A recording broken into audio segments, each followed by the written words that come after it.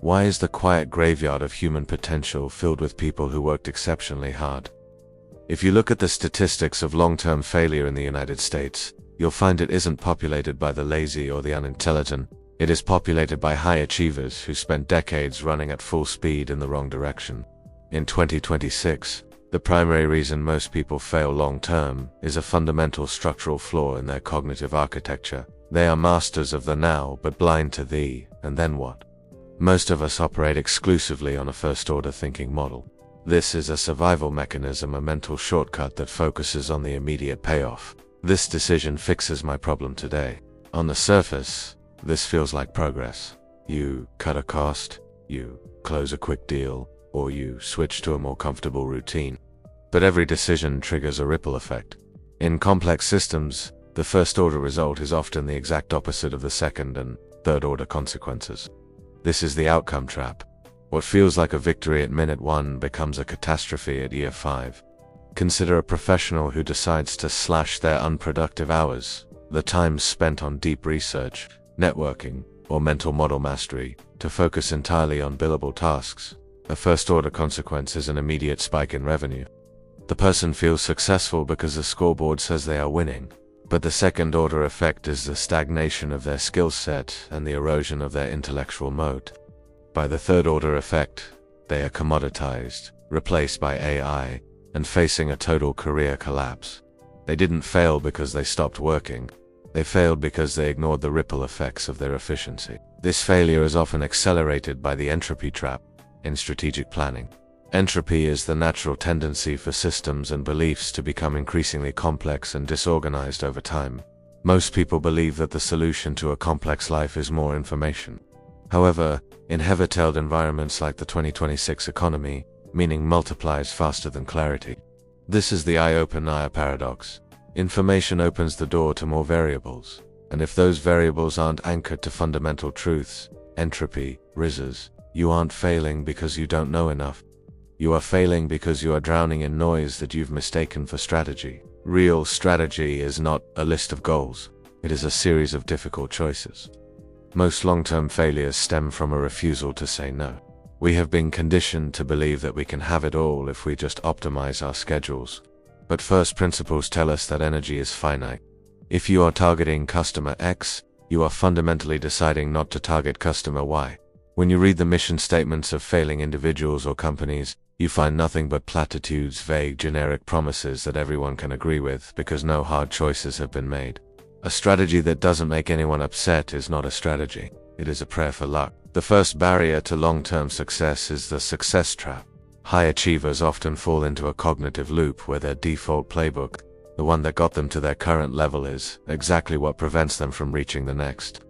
You deliver 120% by sheer force of will, but you fail to scale because you have become the bottleneck of your own operation.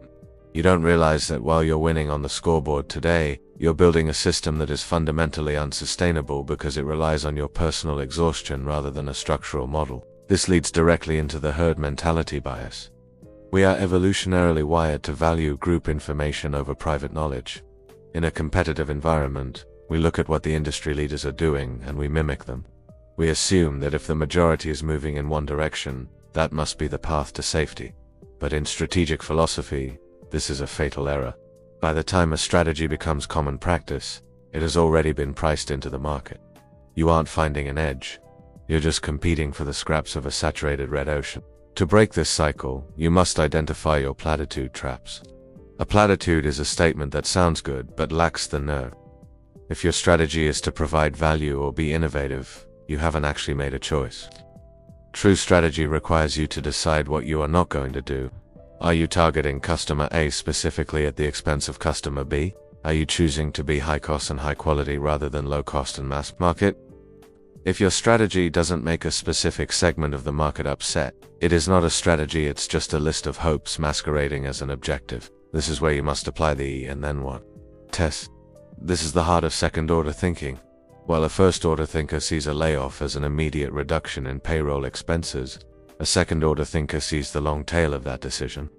The destruction of institutional knowledge, the collapse of employee morale, and the eventual dip in creative output that will cost millions more than the initial savings. The problem with easy answers is that they almost always breed harder questions. By refusing to look 3 steps ahead, most people ensure their short-term win becomes the architect of their ultimate failure. To navigate the volatility of 2026, you need a decision journal to audit your reasoning. You have to document not just what you decided, but why you decided it and which mental models you used to frame the problem. This creates a feedback loop that protects you from the entropy trap, the natural slide of systems toward complexity and chaos. By constantly anchoring your choices to fundamental truths rather than fleeting trends, you build an intellectual moat that remains immune to market shifts. The specific protocol for conducting a high-intent assumption audit begins with a process called axiom identification. In strategic philosophy, an axiom is a self-evident truth that requires no proof. However, in the 2026 economy, most of what we treat as axioms are actually socially constructed recommendations that have simply been repeated enough times to feel like laws of nature.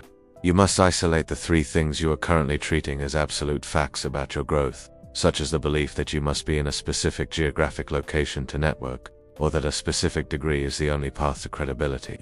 By stripping these away, you move from the map you were given to the actual territory of the market. Step 2 is the origin search. For every requirement you are currently following, you must attach a specific person's name to it. High-intent thinkers never accept that a rule came from the legal department, the industry standard, or the board.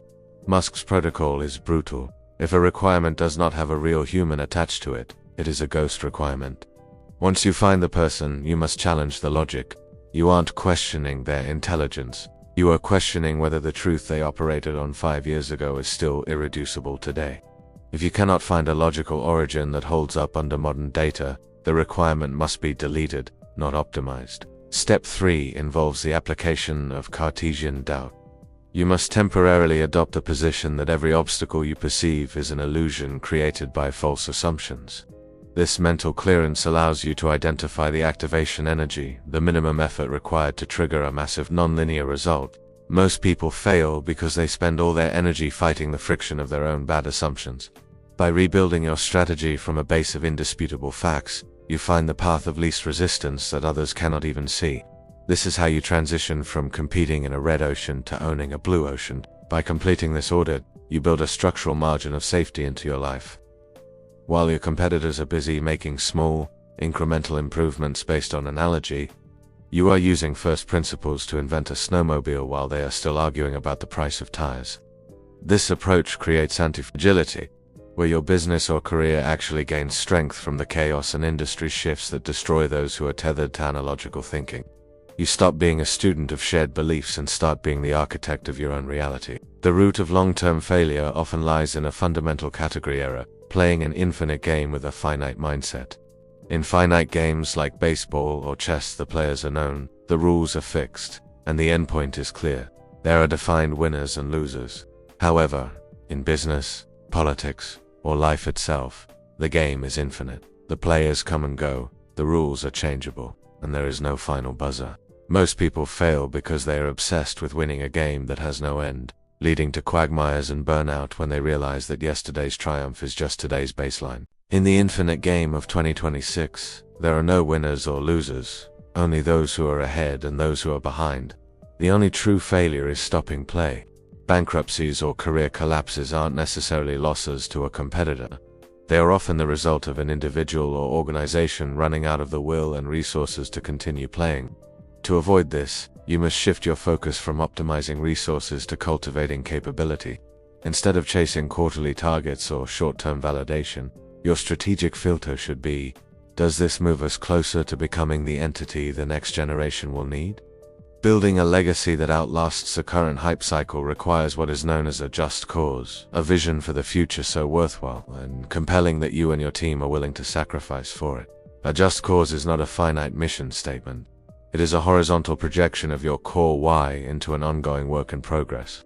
When you have this anchor, you stop viewing competitors as enemies to be crushed and start seeing them as worthy rivals, individuals whose strengths expose your weaknesses and push you to improve.